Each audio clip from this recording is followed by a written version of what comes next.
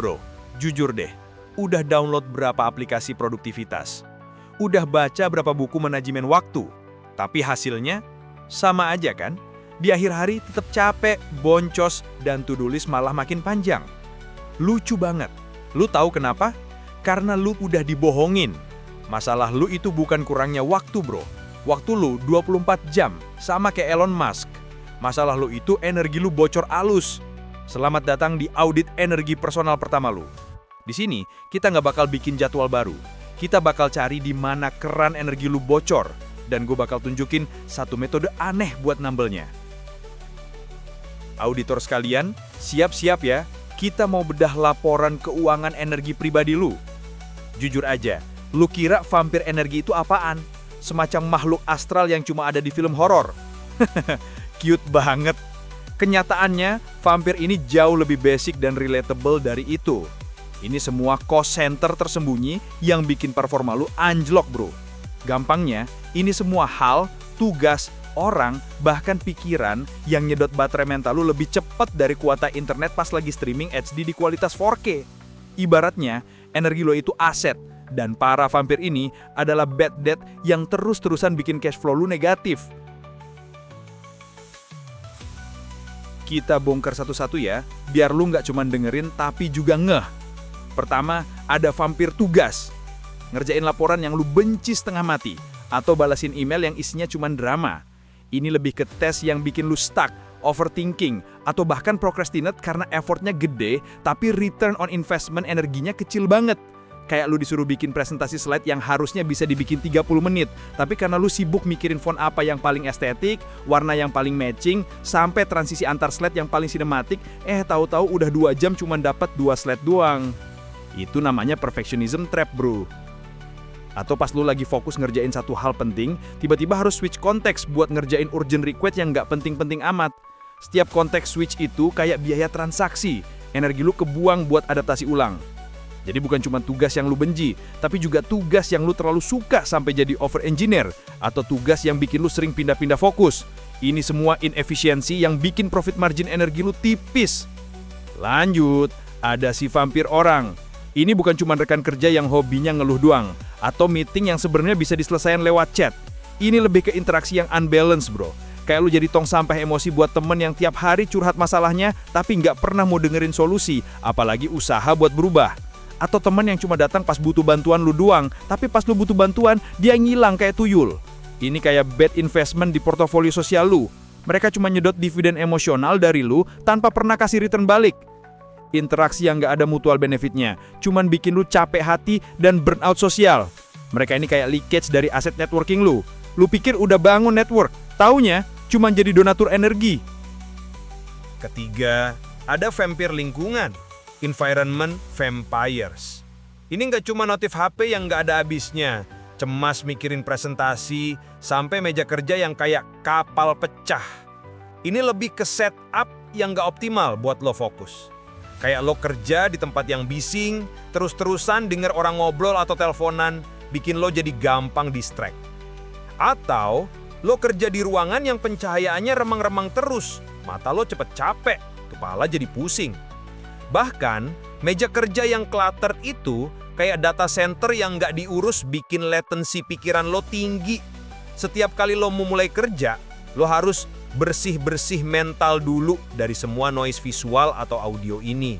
Ini ibaratnya, lo udah bayar sewa kantor mahal, tapi infrastrukturnya bobrok. Gimana mau produktif coba? Ini semua overhead cost yang nggak lo sadari, tapi terus-terusan nyedot aset energi lo. Dan yang seringkali nggak disadari, ada juga vampir pikiran, mind vampires. Ini kayak internal audit yang never ending dan nggak produktif. Contohnya lo terus-terusan overthinking hal-hal kecil yang nggak ada gunanya. Mikirin, tadi kenapa gua bilang gitu ya? Ntar kalau gagal gimana? Atau khawatir berlebihan tentang masa depan yang belum tentu terjadi. Ini bikin kepala lo penuh sama noise yang nggak penting, kayak background proses di komputer yang makan RAM banyak tapi nggak ngapa-ngapain. Atau lo sering self-doubt, ngerasa nggak pinter, nggak mampu, padahal lo udah achieve banyak hal. Pikiran negatif itu kayak malware yang diam-diam ngikis kepercayaan diri dan energi mental lo. Ini bikin lo jadi stuck di loop yang sama. nggak bisa maju. Ini adalah intangible cost yang paling berbahaya karena datang dari dalam diri lo sendiri. Gimana bro? Udah mulai kelihatan kan kalau kebocoran energi itu bukan cuma satu titik, tapi bisa dari banyak keran. Ini bukan cuma masalah lo kurang motivasi, tapi masalah sistem yang nggak efisien. Sekarang coba pause dulu video ini. Ambil kertas, tulis 3 vampir energi terbesar lo. Jujur sama diri sendiri bro. Ini bukan saatnya jaim atau menipu diri sendiri. Anggap aja ini due diligence awal lo. Tulis satu tugas, satu orang, satu lingkungan, atau mungkin satu pikiran yang paling kerasa nyedot energi lo. Kita bakal pakai daftar ini nanti sebagai starting point buat audit kita. Kalau lo nggak jujur di sini, sama aja lo bohongin financial report perusahaan lo sendiri. Mau sampai kapan boncos terus? Bro, kalau tadi kita udah ngebedah vampir energi yang bikin laporan keuangan mental lo merah, sekarang kita mau kenalan sama mesin utama lo. Anggap aja, kalau energi lo itu aset, Chronotype ini adalah sistem manajemen aset bawaan dari lahir. Banyak yang ngira produktivitas itu cuma soal disiplin atau motivasi. Padahal, itu cuma sebagian kecil dari cerita. Yang lebih krusial, lo ngerti cara kerja hardware tubuh lo sendiri. Mikir kalau semua orang itu sama, bisa produktif kapan aja, itu kayak lu maksa smartphone buat tahan baterai 24 jam penuh tanpa tahu kapasitasnya. Apalagi jadwal ngecharge paling efisiennya. Boncos bro.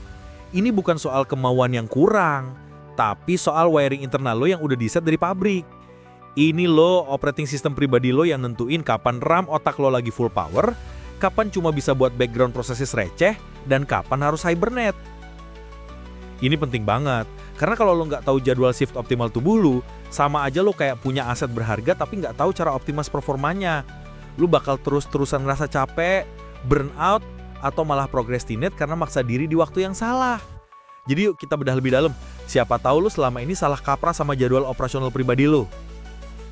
Pertama, si singa. Ini bukan cuma bangun pagi bro.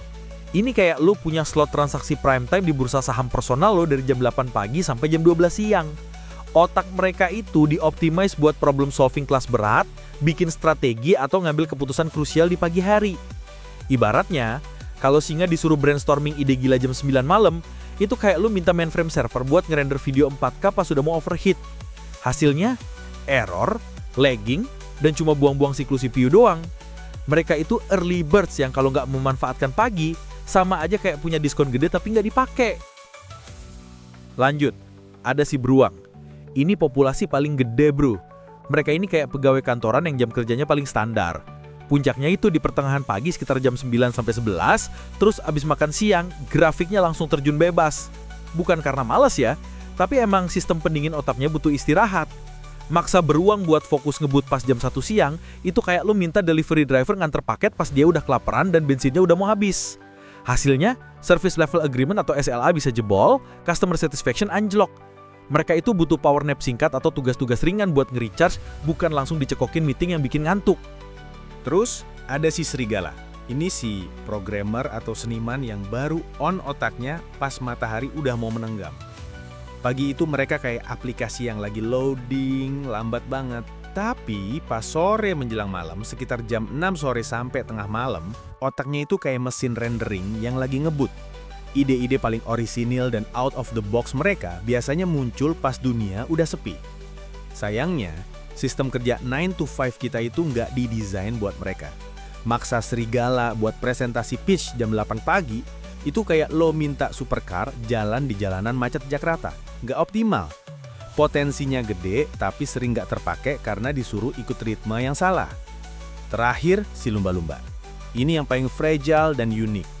Mereka ini kayak server yang gampang overload atau crash kalau ada bug kecil. Tidurnya sering nggak nyenyak, gampang kebangun. Jadi jadwal energinya itu kayak grafik harga saham yang fluktuatif banget, susah diprediksi. Produktivitas mereka bisa tiba-tiba melonjak, tapi bisa juga anjlok drastis cuma gara-gara satu gangguan kecil. Maksa lumba-lumba punya jadwal kerja yang kaku itu sama aja kayak lo minta AI yang lagi learning buat langsung kasih output sempurna. Nggak akan bisa. Mereka butuh lingkungan kerja yang super tenang dan fleksibilitas jadwal kayak karet, biar bisa adaptasi sama gelombang energinya. Jadi bro, Ngerti chronotype lo itu bukan cuma buat gaya-gayaan. Ini data primer yang wajib lo punya buat nyusun strategi alokasi aset energi lo. Kalau lo nggak tahu kapan jam operasional optimal mesin lo, gimana mau maksimalin return on energy atau ROE lo? Malah yang ada, lo cuma buang-buang modal energi di waktu yang salah. Ini kayak lo punya pabrik tapi nggak tahu kapan shift kerja paling efisien buat tiap mesin. Rugi bandar bro.